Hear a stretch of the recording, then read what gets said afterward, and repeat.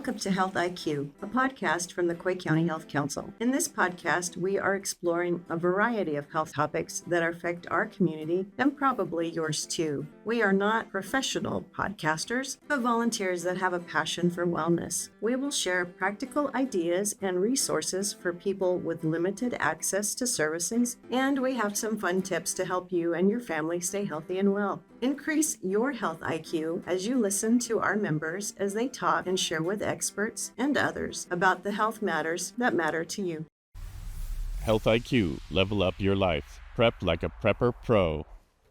Welcome to this episode of Health IQ. It is spring here in eastern New Mexico, and with spring, that means wind for us. And wind, though sometimes it may drive in a nice storm, which we would appreciate some rain, but often it is more damaging or dangerous. And I always panic on days like this. What's going to happen? Is there going to be a tree that blows into a power line? Is a semi going to blow over and start a fire? And then wildfire just really scares me. But this time of year, we also have hailstorms and flooding. And last year, we had a big hailstorm that caused lots of damage, but also caused our largest community, Tim Carey, to be without power for over 19 hours, which is very unusual because we typically are able to restart our backup power station here. But it didn't work, and there was no other plans. And the community found out that many of their generators didn't work. And things like, how do we keep the food cold at the grocery store so that it stays frozen? There was no one who could sell anything. There was no gas to pump. And our emergency vehicles had to travel 25 miles to get gas in order to be able to respond to calls. But the worst was it also took out the cell towers. And there were no cell towers, so people couldn't call in their emergencies. And so people were driving up to the police station saying, we have this emergency. And so that's a lot of things.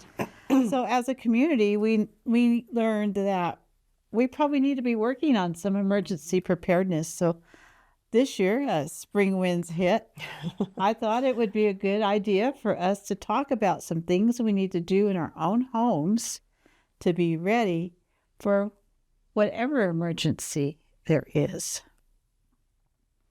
So that is my story. So for me, it's been wildfire. Wildfire has always scared me. And last year, the state of New Mexico experienced some devastating fires. And yes, things can be replaced, but there are stuff that can't be replaced. And that's like humans, of course, and our pets. But if you only had a few minutes to get out of your house, what is the one thing you would want to take with you? I have like an accordion folder, and I have like the car titles and like the health, like birth certificates of the important things that if we needed to, besides grabbing the kids and the dogs, like we could grab road shelter. I'm old school. I still have some albums of my kids' baby pictures, and I don't know that I really have copies of many of those. Anywhere. If I have, it's like on some kind of drive. But I have those books, and then I have it's a plastic office storage container that has those kind of documents. It's like easy where you could grab it. And I could grab it and put it in. It's not. It takes off. Yeah. So my family actually, we had a fire when I was in high school, and it was an Easter holiday weekend, and burned down, pretty much totaled the house. And the time there is very fast. It goes really quick when those things happen. And so, and I was just a kid, but you think about, there's all the fire damage, and then there's all the water damage from them coming to put out the fire, and then there's all the smoke damage. And then later that same day, I think it snowed.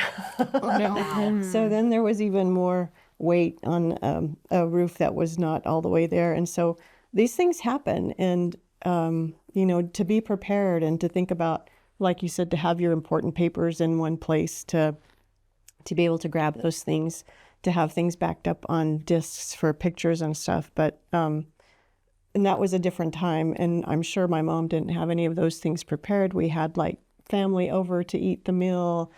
Not even everybody was home. My dad wasn't there. My brothers weren't there. And so it was just quite a time, quite an eventful, memorable Easter. But so these are really good things that everybody needs to be aware of, not just for weather-related storms that come up, but just for if something happens at your house, what do you do? Mm-hmm.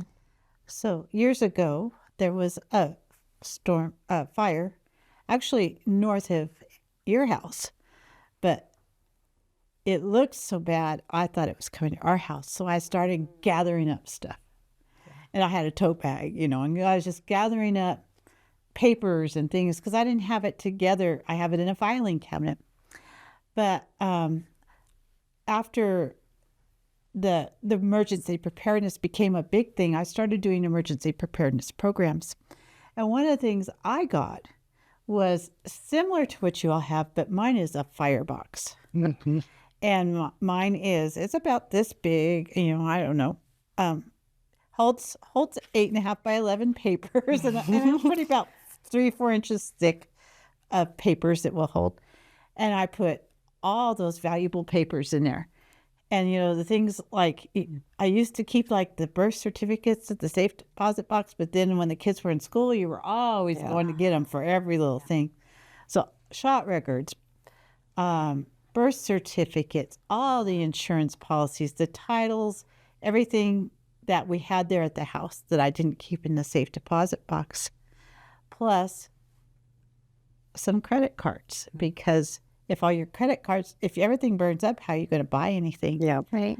And then, at that time there was recommendations for cash and some other things, but you could put in some other things. I keep a pen drive with information on it and all that.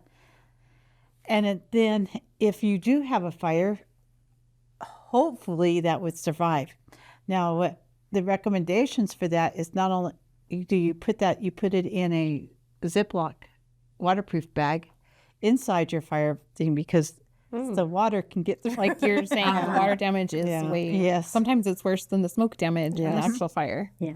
So those are some things. So there was lots of stuff that, but it got me thinking about records and all that and insurance.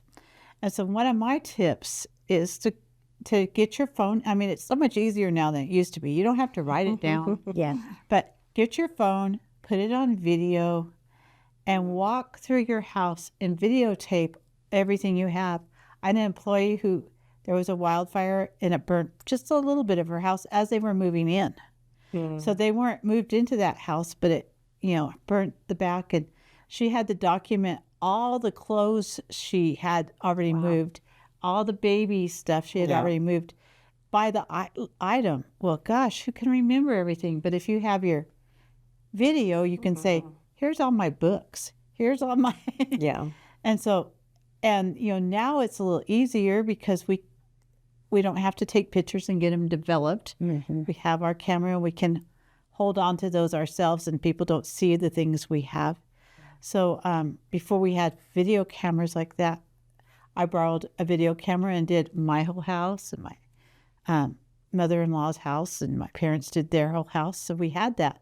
But what happens? We buy new stuff.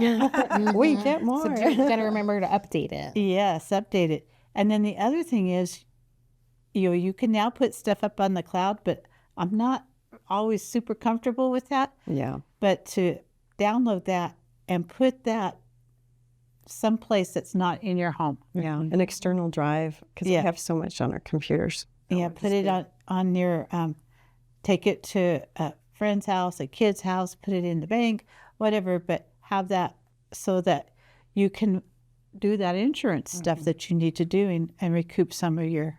Yeah, that's true. So that was part of the things that I was thinking of.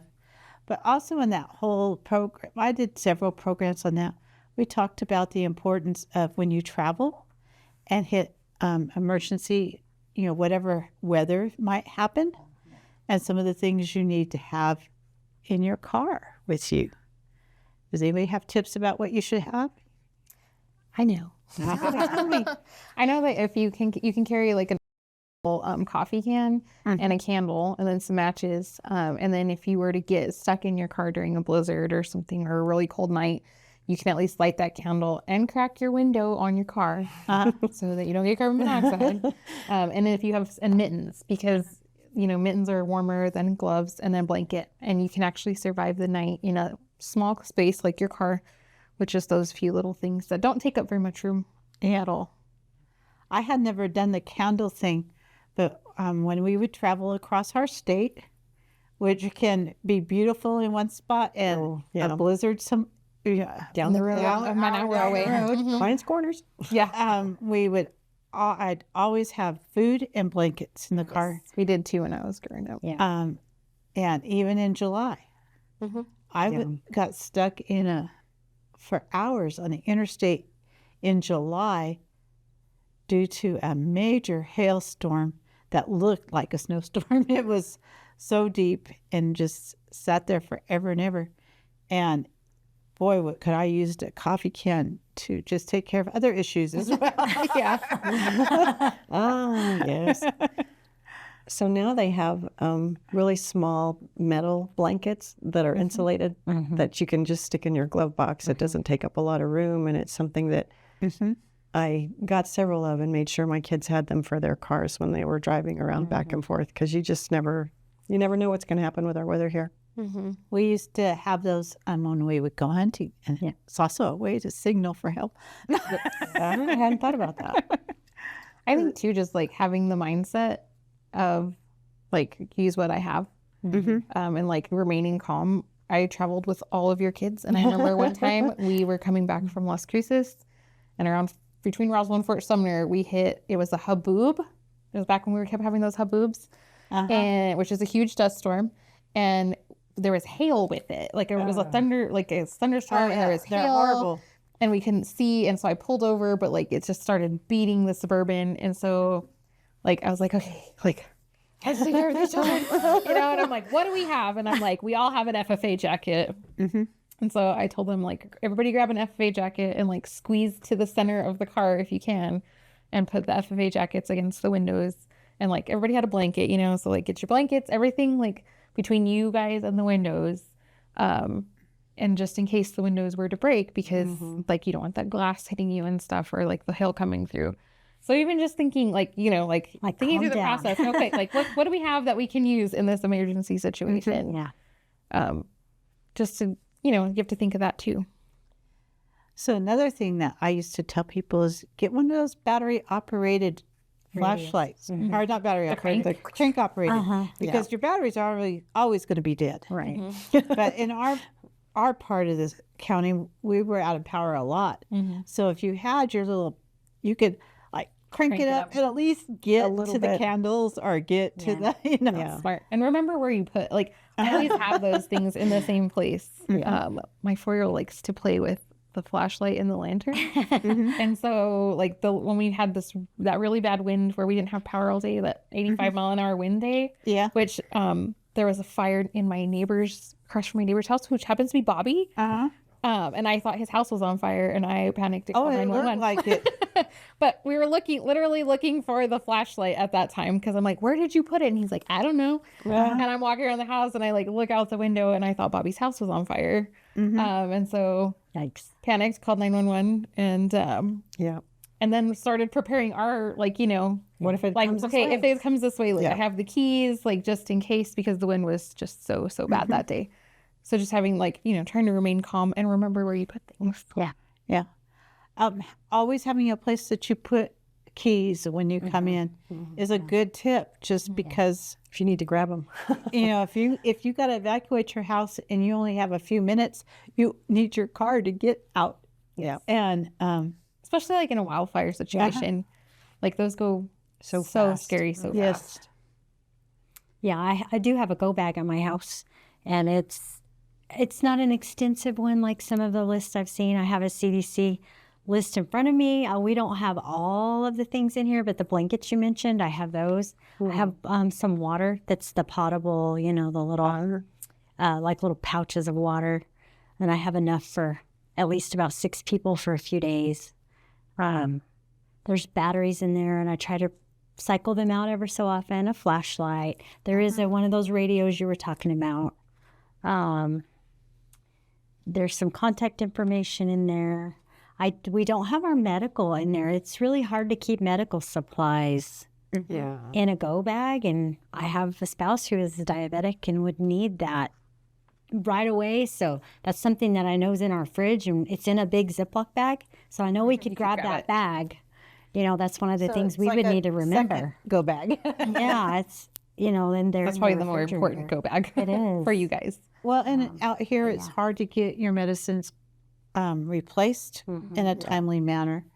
And so if you do have that kind of thing, and then with the insurance rules, You can't get extra. You can't have more. and so That's always, I think, kind of made him nervous. So he always has As been soon as able you to can. keep it a little bit ahead. Yeah. So, And you can do but that. you always just have to know. cycle it out. That's the thing. You can't Watch for just expiration dates. save it and- forever. So, Yep.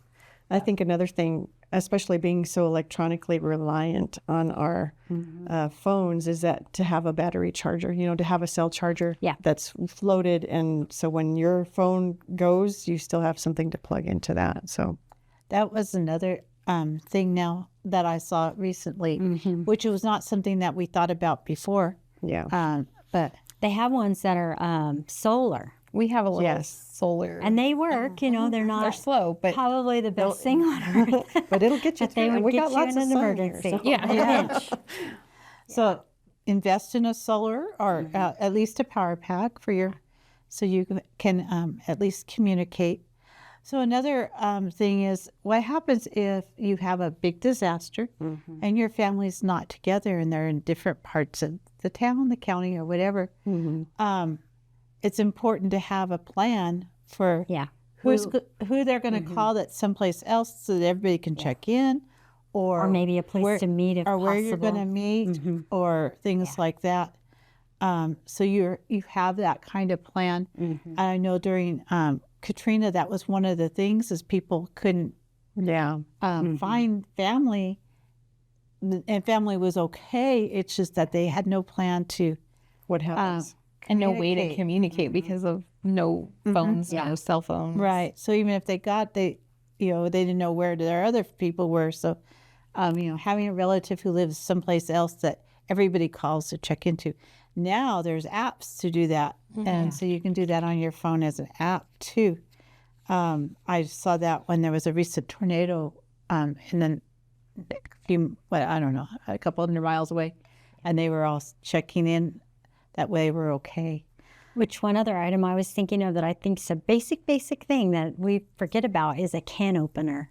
To always have one of those old-fashioned standard kind you can get for $1 now, I think. Because you can have all the canned food in the world that you could survive on. Yeah, but if you have an But you electric need can a can opener Yes. that you can. So if you're in a shelter-in-place Manual. type thing, because maybe it's not a wildfire, but it's A snowstorm, a ice snowstorm. storm. They had ice storms in Texas last year that were very bad. yes, or different parts of the nation. But even here a few years ago, we had people who were snowed in, or several years ago, we were without power for 5 days. Yep. Because of a major late spring snowstorm. And there are things that we can do in our homes. First of all, making sure we know where extra quilts are and things like that, and being safe and not turning on our ovens and opening the doors, but dressing in layers, or if you are fortunate enough to have a fireplace, utilizing that. But even cooking, people don't quite know what to do. We were fortunate then because my husband did camping and we had a camp stove, and it was actually warm the next few days, so we were able to set up the camp stove outside and cook. So during that particular storm, all the power poles on my dad's driveway fell into the driveway, and they couldn't leave their house that whole 5 days. Oh, wow. Because, and then they were like, some of the wires were live. So like, that's another thing too, is like thinking about being really cautious with live wires, and if power poles are down, like something probably better to like back off. Stay where you're at. Don't get out and touch them. Yeah. Yeah. Or don't get close to them because that power can jump. Yeah. I got up that morning not realizing how bad it was and got dressed, no power, went to work. And on my way to work, I'm like, I'm having to drive over power lines to get there. Oh, no. Maybe I shouldn't do this. Probably a bad idea. Oh, no. Well, that's some dedication. But, it was just common not to have power in the morning, you know, so we just went to work. But things like if you have a refrigerator and freezer and the power's out, you want to make sure you don't open them unless it's absolutely necessary, because food will hold in those for a long time If you don't. And we didn't open our freezers, and the only thing we lost was a few bags of cooked beans that were in a basket and not down with the other food. Everything else stayed frozen. So I thought we were pretty fortunate. Yeah. And then the other thing that I learned during that time is to start filling water bottles and pop bottles with water and putting them in the freezer. So as your freezer went down, you were filling it with that, and it would also hold your freezer temperatures and keep things from thawing. And you can put them in your fridge too. All right. And then having ice, you could actually take your stuff out of your fridge and put it in an ice chest if you have those bottles of ice. Mm-hmm. And so that was a whole nother thing that we were And as able it to do. melts, then you also have drinking water. Mm-hmm. So we have quite a bit of frozen water. Yeah. To save for those kinds of emergencies like that. And then we do always have candles because you never know. Yeah, when we lived out in the county, I had kerosene, so we had kerosene lamps instead of candles. Yeah. With the kids, I thought that was maybe a little bit better option instead of candles with kids, and so. We used to bring in the camp ones with the little propane bottles too, if we thought we were going to be out there a long time. So there's lots of things that we could do to be prepared, and It doesn't have to be a big thing. yeah. And if you bring in your kerosene or propane lamps, you can play games, but You can do schoolwork. I remember one storm, the one we've talked about that was 5 days. There was some kids that when the electricity came on, he said, "Can we just turn the lights back off for one more night?" Because they wanted to play the games with the family and all that. we used to play a lot of games. So. Yeah. And Anyway, then go to bed early. so I had a couple of quotes, but this food for thought I think would fit the best. It's from Richard Cushing. Plan ahead. It wasn't raining when Noah built the ark. And so that just reminds us that we don't want to do this prep and planning while we're in the middle of the Oh, definitely. crisis. We need to have it done ahead of time. Yes. Because you probably aren't going to be able to get those resources whenever the power. You won't have the time. What I can tell you for sure is you will not have the time when it happens. Mm-hmm. So. And it's so hard to get motivated to do that. Yeah.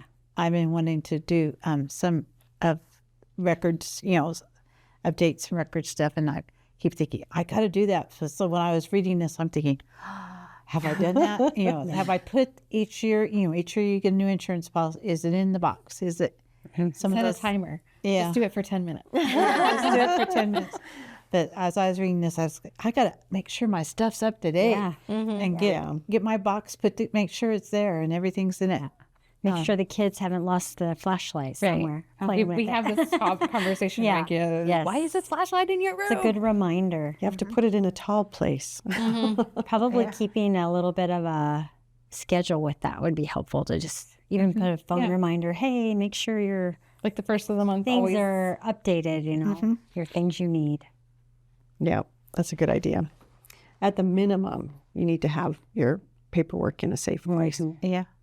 Or all together. Well, in a safe fireplace fireproof box like That is really smart. Yeah, that is a good idea. And That might be of course, an I've idea. had mine a long time, but it was probably 25 then. So they're probably like 40 something now. Yeah. But it was a nice peace of mind for me. Well, and I was thinking it could be priceless if you ended up needing it, you know. Right. Or if you're not home when it happens and you can't grab it. Right. Well, and the other cool thing is everybody knows where those papers are when they need them. That's true. And The so, whole family, yeah, especially as they get older. They so you know. can go get what you need when you need it. Yeah. So anyway, as I was saying, I think I need to make sure my stuff is put together. But I hope you all found something to motivate you to gather up your items and get prepared for an emergency. Maybe have some of those. We always had food that didn't have to be heated too. Maybe check to see what's in your cupboards.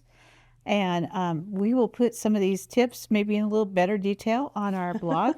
So follow us there and be sure to join us for our next episode on another topic that is going to be important for maintaining your health. Special thanks to our guest contributors Annie McCauley, Rochelle Moon, and Joyce Runyon. Podcast crew included Robert F. Hockaday. Producers are Robert F. Hockaday, Joyce Runyon, and the video crew was Robert F. Hockaday. Music provided by David Morris. This podcast was made possible by a New Mexico Department of Health Better Together grant. Additional information about today's topic will be on the Health IQ blog located on the Quay County Health Council's website at www.qchealthcouncil.org. Be sure to follow the Quay County Health Council on YouTube, Facebook, and Instagram at Quay County Health. If you have ideas for future podcast topics, be sure to reach out to us at healthiqpodcast@gmail.com. Thank you for joining us today. This podcast was created solely for educational and entertainment purposes. It is not intended as a substitute for advice from a healthcare or mental health professional.